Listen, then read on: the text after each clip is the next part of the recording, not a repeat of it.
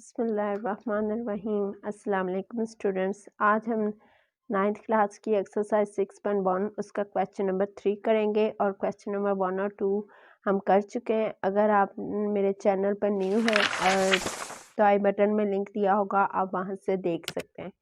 Question number 3 में भी हमें आधे आज़म और एचसीएफ फाइंड आउट करना है बजरिया तकसीम के तरीके से है, जिसको इंग्लिश में हम डिवीज़न मेथड कहते हैं। इसको डिवीज़न मेथड से करना है। तो क्वेश्चन नंबर 3 का पार्ट नंबर 1 है x3 plus 3x2 minus 16x plus 12 x3 plus x2 minus 10x plus 8। आपने 8 क्लास में आधे आज़म एचसीएफ किया होगा, जिसमें हम क्या करते हैं कि अगर हमें यहाँ पर कोई वैल्यू दी है, उसको तकसीम करने के बाद हम नेक्स्ट इसके आंसर पे जो पहले यहाँ पर वैल्यू होती है उसको यहाँ पर लिखते हैं और जो आंसर आता है देन उस पर डिवाइड करते हैं। तो इसी तरह आधे आज़म यहाँ पर बजरिया तकसीम के आधे आज़म में आपने करना है डिवीज़न मेथड के एचसीएफ में हम लिखेंगे x3 plus 3x2 minus 16x plus 12, बाहर लिखेंगे x3 plus x2 minus 10x plus 8। जैसा कि मैं आपको हिंट देती हूँ और बहुत आसान तरीके से समझाने की कोशिश करती हूँ, तो आपने जस्ट फर्स्ट वैल्यू देखनी है कि वो क्या है। हमारे पास x3 है, हमने जस्ट x3 लाना है, बाकी जो भी है ना आप उसको मद्देनज़र नहीं रखेंगे, आप जस्ट पहली वैल्यू को ही मद्देनज़र रखेंगे और उसको पूरा करते हुए आपका आंसर निकल आएगा। x3 है तो बाहर भी हमारे पास x3 है, तो हम इसको सिंपली 1 से मल्टीप्लाई करेंगे तो इसी रकम को हम लिख देंगे x3 plus x2 minus 10x plus 8। अब आप साइन चेंज करेंगे, ये प्लस का था, इसके नीचे माइनस, और जो माइनस का होगा वो प्लस में लिखेंगे।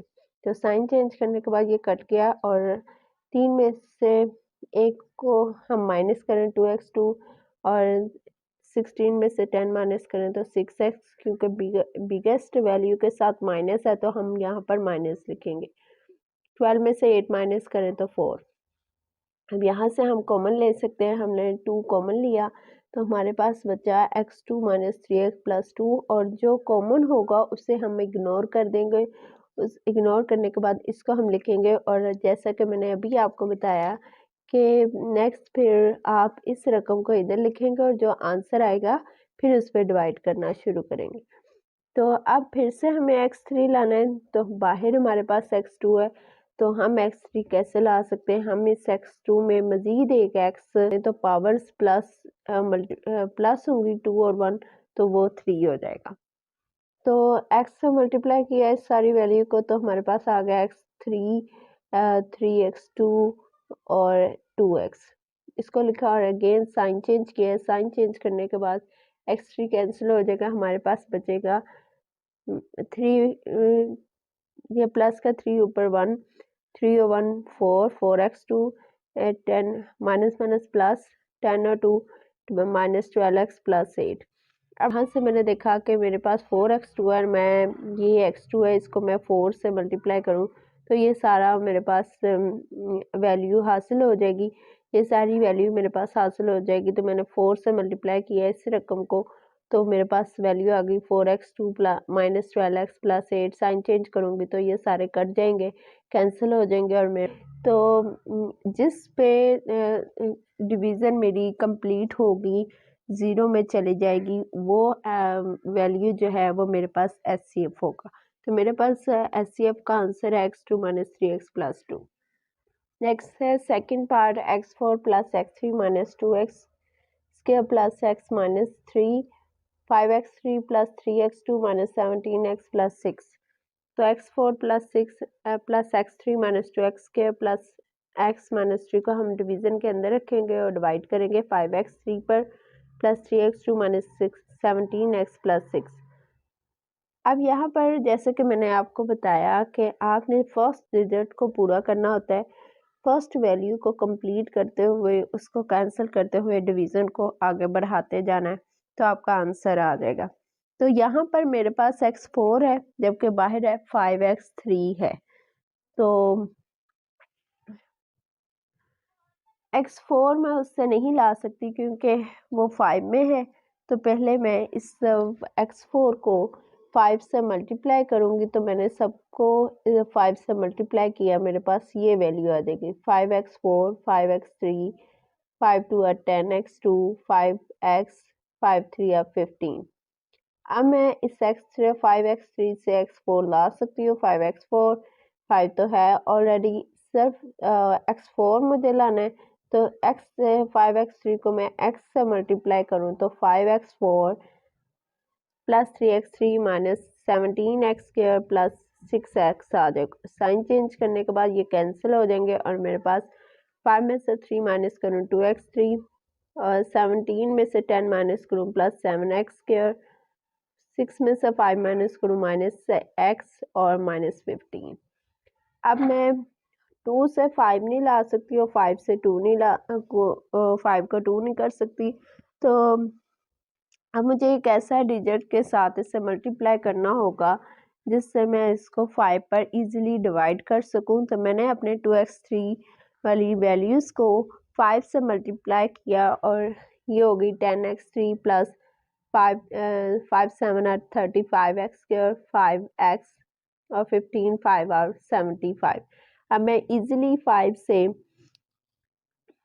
10 ला सकती हूँ। तो 5 को मैंने 2 से मल्टीप्लाई किया, 10x3 plus 6x² minus 34x plus 12 value आ गई। साइन चेंज करने के बाद 10x3 कैंसिल हो जाएगा और बाकी को मैं माइनस करके लिख लूँगी अपना आंसर। 15 में से 6 माइनस के 29x², 34 में से 5 माइनस के प्लस 9 29x, 75 में -12 प्लस किए तो -87 क्योंकि माइनस माइनस प्लस होता है।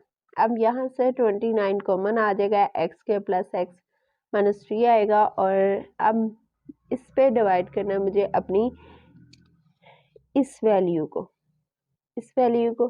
तो मैंने इसको लिखा है और x² प्लस x माइनस 3 पे डिवाइड कर x अगेन। अब मुझे 5x3 कंप्लीट करना है, 5x3 लाना है। तो मैं सिंपली x² को 5x से मल्टीप्लाई करूँगी तो 2 और 1 पावर प्लस हो गया x3 आ जाएगा और 5 मल्टीप्लाई होगा तो 5x3 आ जाएगा। तो मैंने इस सब वैल्यूज़ को 5x से मल्टीप्लाई किया तो ये आ गया 5x3 plus 5x2 minus 15x। Sign change किया, 5x3 कैंसिल हो जाएगा। 5 में से 3 माइनस करूँ -2x² माइनस 17 में से 15 माइनस करूँ -2x प्लस 6 और मैंने इससे मेरा 2 से मल्टीप्लाई करूँ तो ये सारा कंप्लीट हो जाएगा, कैंसिल हो जाएगा। तो मैंने इसको -2 से मल्टीप्लाई किया है और मेरे पास वैल्यू है -2x² -2x प्लस 6 और साइन चेंज करने से ये कैंसिल हो गए सभी और HCF मेरा है x² प्लस x माइनस 3। मैंने आपको बताया जिस वैल्यू पर आपकी डिवीज़न ख़त्म हो जाएगी वो आपका HCF होगा। नेक्स्ट है part number 3, 2x5 minus 4x4 minus 6x, x5 plus x4 minus 3x3 minus 3x2।